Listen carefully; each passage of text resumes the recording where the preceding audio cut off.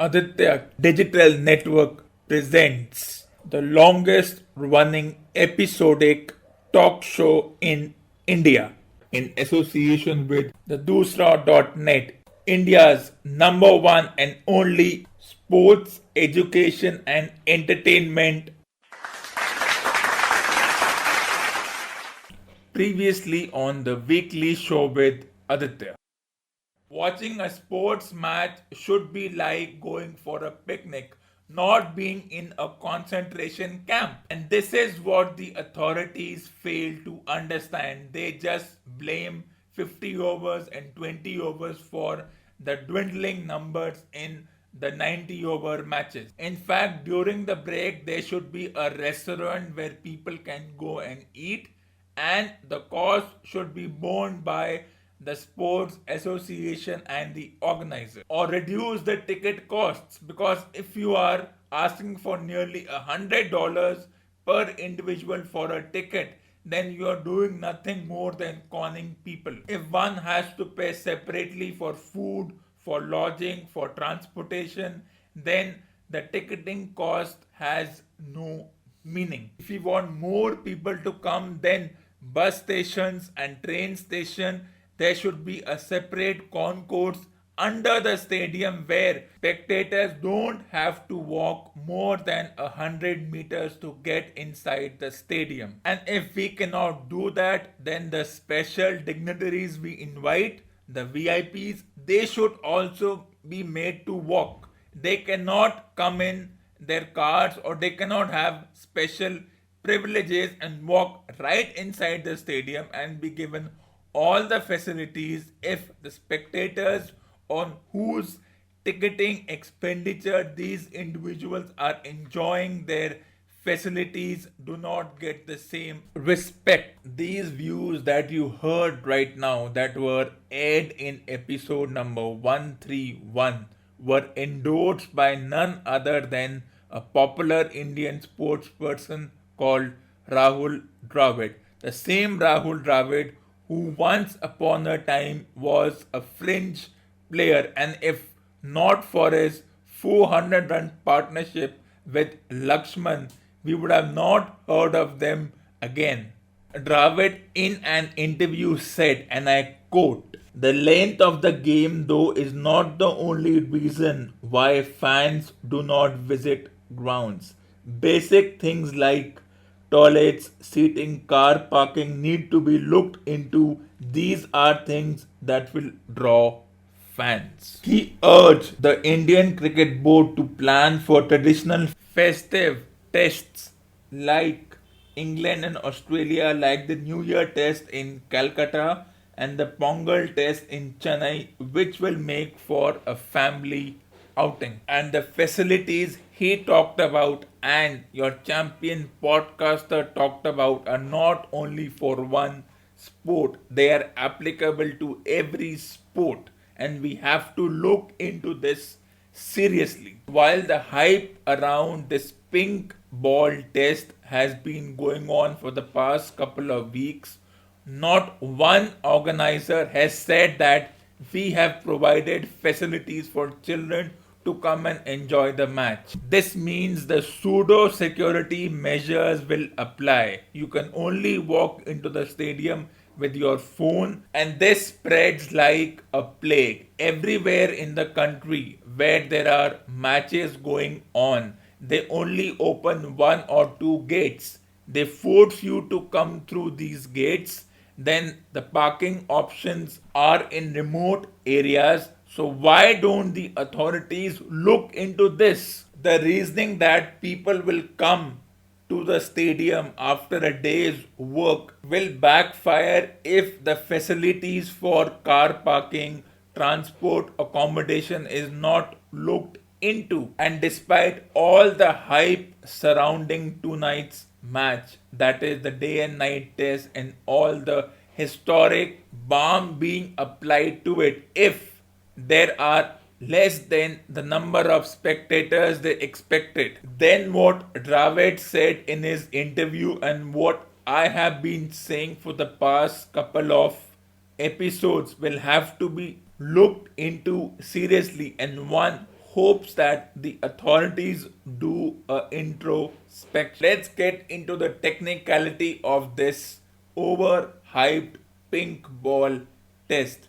Despite the fact that what is the material of the ball and whether it can be seen in the twilight or under the floodlights, let's look at how the teams shape up. The two teams involved in this match have been practicing under lights to get acclimatized to the pink ball and the night conditions. But for me, these practice sessions are a waste. They are worthless. The same way when you practice before exams, and no matter how you simulate the conditions before you go to the actual exam. The simulation is not real, and despite all the factors involved in our practice, practice is just because we have to do something, and practice has no impact on the actual match or exam situation. One wouldn't have to practice before every exam if we practice each day and do it in such a manner that there is no last minute exhaustion. The practice session in any sport are nothing more than an obligation because there is something that has to be done during the break between two matches. So they indulge in this, whereas the idea would be to relax. You have already played a match for 3.5 days, and if there is a break of 7 days, there is nothing going to happen in that break for which you need to go through all the demons of a practice match or anything you have to practice before going on the actual stage. We can practice as much as we want, but we will never know what happens in the actual situation. So, practice is what it is.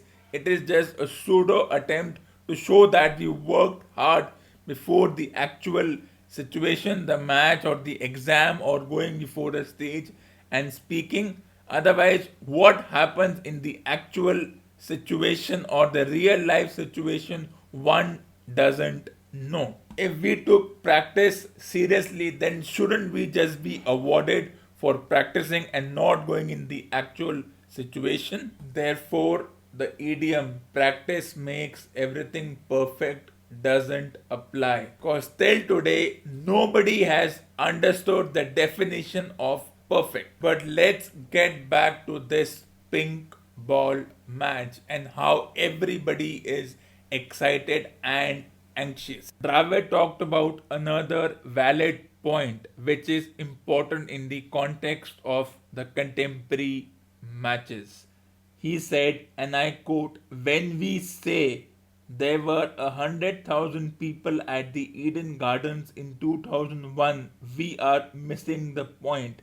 At that time, there was no high definition television that could guarantee you a better experience at home." He also further went on to say that with the advent of sports matches now being broadcasted on your mobile phone, maybe people don't want to go to the actual stadium and watch it because of the inhuman conditions that welcome us. So 20 years ago, if people were going to watch a match, they watched because there was no alternative outside the stadium, and now because we can watch the match comfortably in our homes or through our mobile phones, one doesn't have to go through the inhuman conditions that are presented to us at the stadium. It has nothing to do with an individual's disinterest in the match. It is about the comfort level they get while watching at home or in transit through the mobile phone. And this is applicable to all sports all over the world. So if you want people to watch a match in the stadium, then you have to give them the facilities. It's all about the facilities, but a few narrow minded individuals, the organizers, and a few pseudo experts may not take these points seriously. They will point everything to tradition and see the HD era as well as the mobile era as a disruptor. I disagree with their viewpoint. Let's not be depressed by empty stadiums. Let's find a solution. And while the solution of ping ball test might just have a few more individuals watching the match without the basic facilities will impede on and individuals need to come to the stadium. So the authorities have to look into this very seriously. And when I mean a match, I mean any sport in the country, be it football, hockey, tennis, badminton, cricket, any sport that is being scheduled in any part of the country. And by country, I mean India at this point. One doesn't have to worry about basic and banal things like car parking, transit from the bus station and the metros towards the stadium, the food, the lodging, the accommodation, then you will see full houses. But unless this happens, we will see empty seats. And let's forget what used to happen 20, 30 years ago. The interest in the sport, in any sport, has not declined. It has only declined because they don't have the facility. And 25 years ago, there were no options but to go to the stadium and watch the match despite the difficult conditions one had to watch in. And there is no point putting the blame on technology. One cannot be miserly about giving people the facilities they deserve. If you think the facilities cannot be given, then you better expect empty stadium. The team for the West Indies tournament has been decided. And are there a few surprises? No, but the omissions are glaring.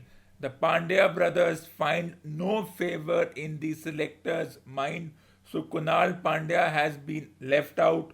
No Sanju Samson and a few players who did not participate in the India Bangladesh 50 over and 20 over matches have been left out, but they got Mohammad Shami, Bhuvneshwar Kumar, Jadeja back in the team. The non-performing asset that is Shikhar Dhawan still continues to be a part of the team. If they wanted to look at the future, I would have expected the selectors to have some kind of vision and put in Prithvi Shaw or Mayank Agarwal as your designated opener, but they want to go with the Rohit Dhawan combination, and it might just bite them if Dhawan doesn't perform and continues to be a non performing asset, just like Riddhiman Saha. Dhoni's exclusion from the team is not surprising, but that is something not to be concerned about. Unlike Tendulkar, who pushed and forced the selectors to keep him in the team till the age of 40 and push a few potential and talented players out. Tendulkar, who should have ideally retired after the 2011 World Cup, but went on to play till 2013 because there was this need and greed to complete 200 matches, which showed his avarice towards records and not a team player. Compared to that, Dhoni understands that now fresh new faces should be given a chance, and he is doing the right thing by not talking about selection matters. What has been communicated by him to the selectors and the Indian Cricket Board, and what they have in turn said to him, is an internal matter. Sometimes going off the grid is also a good practice, and Dhoni is a master in being off the grid. Let's move on from Dhoni's exclusion or inclusion in the team. Let's talk about Shikhar Dhawan. Why is he a part of the team? If he is 34 and Saha is 35, then these two individuals should not be in the minds of the selectors and the cricket board. They should have looked ahead by giving a chance to Prithvi Shaw, Mayank Agarwal. The only solace is that they have given an extended run to the talented all-rounder Shivam Dubey. But where is Vijay Shankar and where is Hardik Pandya? Are they not now in the favorite zone of the selectors? And if Shikhar Dhawan can be given a chance, then for me, Suresh Raina should have also got a look in. As the saying goes, what is good for the goose is also good for the gander. So Bhuvneshwar and Shami replace Shardul Thakur and Khalil Ahmed. Well, this change I do not understand. Why can't we keep more than a 15 player team? There is no law against having even a 20-player team. So for me, Thakur and Khalil Ahmed should have stayed in the team. Though we have a good all round team in Jadeja, Washington Sundar, Shivam Dubey, and Bhuvneshwar Kumar. So, what will be my team for the West Indies matches? Though I am disappointed that Washington Sundar doesn't get a chance in the 50 over tournament. Do we as Indians lack the basic road sense and understanding of basic road laws? Yes, we do. In fact, we disregard any laws, and if not for fine proposed by the relevant authorities, we would go on making a mockery and disobeying the basic rules. And then what happens if you do that? It leads to accidents. And then we say that our laws are not stringent enough. It's not just about the laws. Laws wouldn't have to be enforced if the people who know about the laws, the vehicle drivers, that includes the four wheelers, the trucks, the buses, the two wheelers, and often the irritating autos, followed the basic road sense, such as stopping on the red light, not going on the wrong lane, following the lane also, not zigzagging across. When we as Indians have this chalta hai attitude and blatant disregard to all kind of laws, then why should we be given the benefit of the doubt? Why do we have this thought in our head just because we are Indians? No laws apply to us. This jugaad attitude has to go. This chalta hai attitude has to go. The authorities are equally complicit in this. There is no point crying over spilt milk after accident happen. Despite the laws, accidents also happen in other countries, but then they are for egregious reasons. Here, the accidents are for the basic reasons for which there should be no accidents in the first place. And for me, jumping red light and wrong side driving show the attitude which we have had since school. In school, we were taught to be in a queue to wait patiently, but we are not enforcing that in schools. Then what happens while driving? We are so impatient that we go on to the wrong side and we think that this saves time. Well, this is a wrong notion, a wrong thought process. It is illegal, it is a felony, and nobody should be given any kind of leeway for this. And not because we are Indians, we can get away with such basic road knowledge. The law enforcement agencies wouldn't have to work if the individual were aware that breaking the laws would harm them and it doesn't harm anybody. We have to come up with rules that cycles, rickshaws, auto rickshaws should not be allowed on the main roads. Or if we want to allow them, they should have a separate lane. And if they violate the lane, then the vehicles should be impounded. They should be fined heavily. That the fear of fines, the fear of breaking the law is ingrained in their minds. There should be no leeway for anybody, even if you are a cyclist, you are a pedestrian, you are an auto rickshaw driver, you are a rickshaw driver, you have to follow the rules. There is no leeway for anybody. This is what the authorities, the government, the law enforcement agencies have to understand, which means that if you do not follow the rules, especially in the case of the transportation for which you do not really require license, like the auto rickshaws, the cycles, they should also come under heavy fines. Give them separate lanes on the main road, but they should be enforced. Buses should not be allowed to create bus stops as and when they want. If you do that, everybody should be fined, and we cannot get away with this just because we are Indians. But it doesn't mean that pedestrians should get away with it. There should be a strict enforcement for pedestrians that they will only cross using the subways, using the overhead causeways, or using the zebra crossing. They cannot just do any kind of jaywalking, and they cannot get away just because they are Indians or they are in a hurry or they don't have time to follow the laws. Another surprising thing is the debate about why individuals do not wear seatbelt. We know why we should wear seatbelt.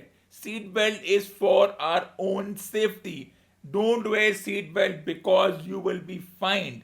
Wear seatbelt because it will save you, and not just on the passenger and the driver's side, but the rear passenger's seatbelt should be equally made a law, and if you violate that, you should be fined. All three stakeholders have to take this seriously: the lawmakers, the law enforcers, and those on whom the law actually applies. How do you ingrain such things? It has to be done from schools. When we talk about subjects such as civics or moral science, these topics have to be discussed in schools, but it doesn't mean that you need to have exams. These kinds of situations have to be given a debate like environment. We can have debates over this in schools. We can have skits, plays, because if you enforce it in what we call the younger generation, that maybe 20 years from now, such offenses, such accidents may never happen. But for that, the current government or the people who make the laws or the organizations who make the syllabus have to put these things, and this should be a part of the new education policy. Let not everything be about exams, because exams doesn't solve such things.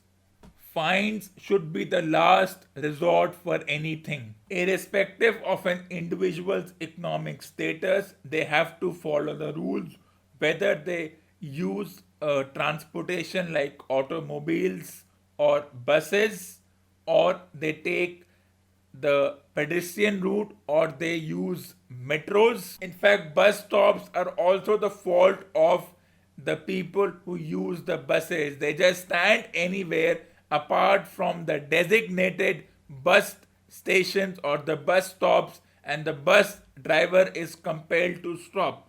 So we have to come up with such a regulation that buses will not stop at places where there are no designated bus stops, because if after every 10 meters we create our own bus stops at places where there is rush hour traffic, it leads to traffic jams, and we cannot allow people to just climb in the bus while the bus is in motion. This also has to be brought under serious purview and serious discussion, and we cannot get away with it because we are Indians. Every time we break a rule, we cannot come up with this innocent and often degrading explanation that we can get away with these things and we can create our own bus stops, or we can run after the bus and climb it, or hang on to the doors because we are Indians, we are used to such blatant misuse of the law. That cannot be the explanation.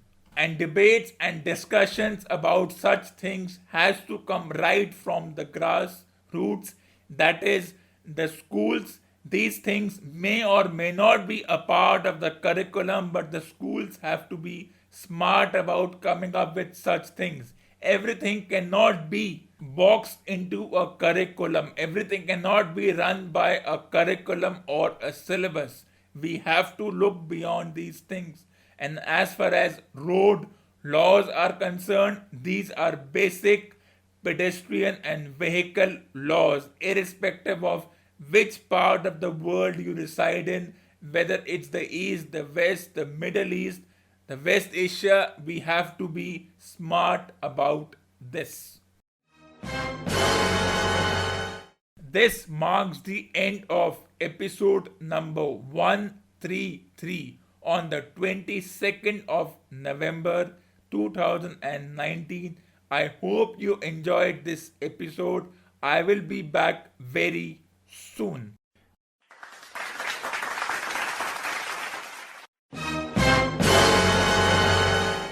Please send your valuable suggestions through your comments and audio recording to the email ID adityatherewriter@gmail.com. You can also like and subscribe to my YouTube channel and Facebook page, and stay tuned for the next episode.